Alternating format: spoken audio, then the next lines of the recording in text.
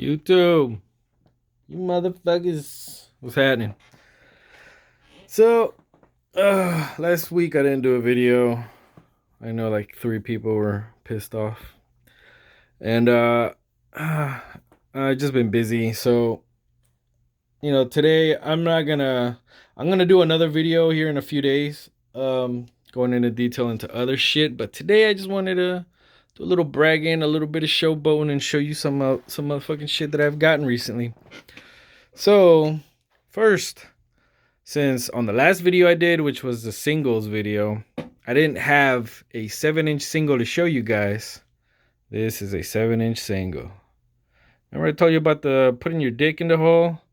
That's the hole I was talking about. So this is a Supersonic from JJ Fad. Damn, I almost sound surprised of what it is. No, this is a dope track. It's like fucking classic 80s shit. Actually got a lot of I got a lot of 80s hip hop. I have to make a video on that later on because 80s hip hop is none to fuck with. It is solid fucking music, and everybody should have at least like a Run DMC or just something. I mean, shit, something from the 80s, because, L Cool J, something. Have something. Goddamn. So here, it's Diabolic. His album called Disconnect. It just came out not too long ago. It's fairly new. I got it off of Fat Beats. I went on their website, and I don't know if that's the only place you could get it, but at the time I think it was like a pre-order, and I actually got it. It's a dope record. I actually got into a little bit of a spout with Diabolic a couple of weeks ago on Instagram because we just got like slightly different political views. If anybody saw that, it all ended with him calling me a fucking idiot and hanging up on me. But whatever. I'm not gonna hate the man for his political views. Anywho, that's Diabolic, dope album. Here's one that I never even knew existed. Is the Loot Pack. Who's the Loot Pack? Is these 3 dudes down here. I don't know much about them, to be honest. I just know that their producer was Madlib, who is a very, very good producer. And I got this at some store down in Jacksonville. I mean, I don't even know if they knew that they had it because they didn't have a price or anything. The guy's like just started going on. He went on Discogs and looked for, I don't know, something to sell it on, some kind of price to sell it on, and he came up with like $25, which I thought was fair. It's a decent album. It's their lost tapes. I have another one of theirs, and it's a lot better than this one, but this is more of like a hardcore collector's item, sort of rare, I guess. I'm not sure how rare it is, but I got it. Whatever. Busta Rhymes, The Coming, his debut album. Woo-ha, got you all in check. That shit. Classic album. I mean, Busta Rhymes is a fucking super duper lyrical. And I've been actually building my collection of Busta Rhymes lately. Juveniles, Juvie the Great, which has one of my favorite songs he ever did, was that oh, I like it like that, she working it back, I don't know how to act slow motion for me, with fucking Soulja Slim, R.I.P. This album is very, very underrated. I'm surprised that more people didn't give Juvenile credit for being such a tight rapper. I don't know. Maybe it's because, he never lived up to Back That Ass Up. I mean, Slow Motion was a big track, but some would say that he might be a one-hit wonder. I would disagree with that if anybody does say it. But, whatever. Juvenile, that's actually a pretty good album. It's almost as good as 400 Degrees, to be honest with you. In my opinion.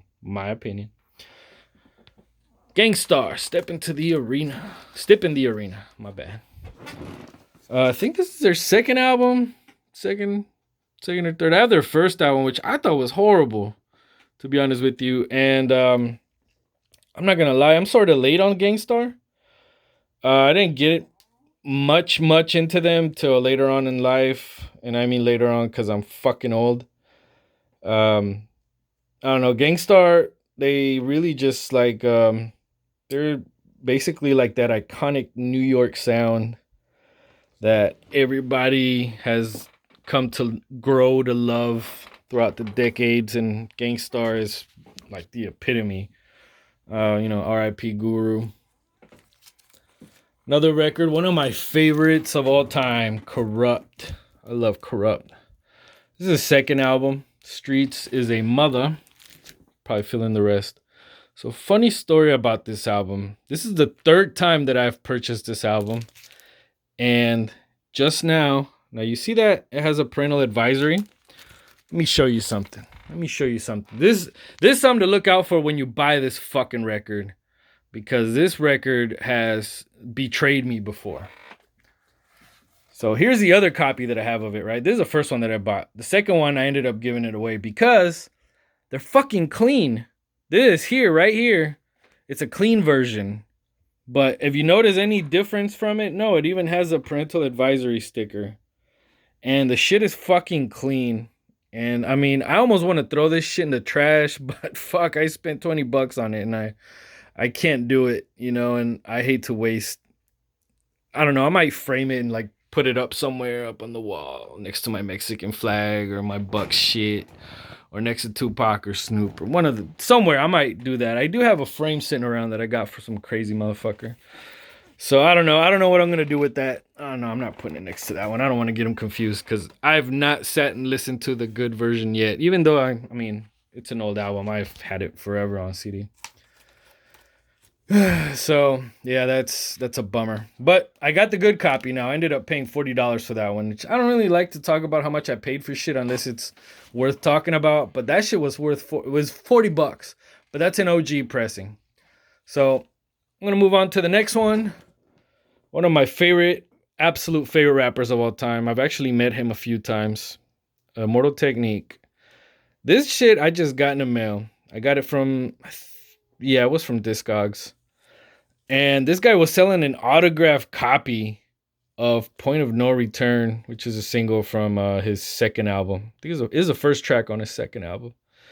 And it has Internally Bleeding, which might be my favorite Immortal Technique track of all time. It's just insanely good. And, I mean, this is the fourth. Fuck, no. I have all of his CDs autographed. And I have... Oh. I've been wanting to share this with people, but nobody ever notices when they come over.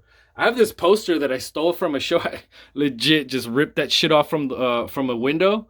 That's why this corner is missing.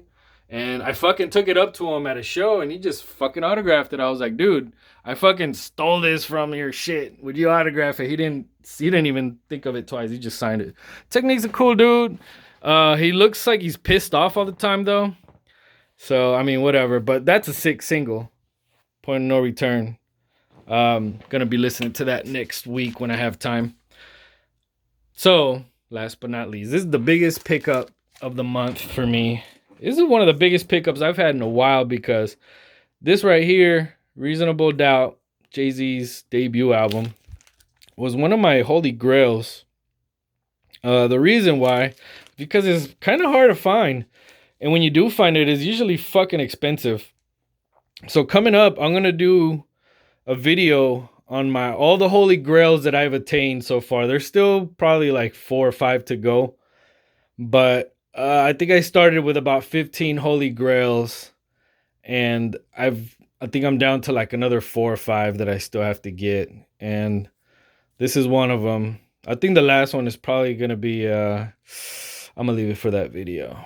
Yeah. So yeah, Jay-Z's Reasonable Doubt. 1996. This right here was his, obviously, debut album. I already said that. But yeah, Jay-Z, he sounded completely different. Not necessarily style-wise, just content-wise. Like Jay-Z was a little bit more woke back then.